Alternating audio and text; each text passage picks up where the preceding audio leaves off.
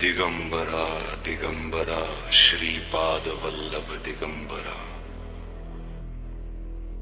दत्तगुरूंचे नाम स्मरा हो, दत्तगुरूंचे भजन करा.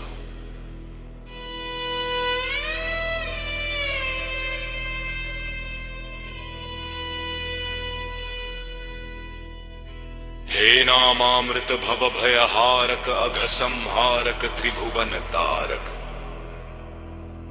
आत्मसुखाच्या मोक्ष लुटाया अमोल ठेवा हाती धरा.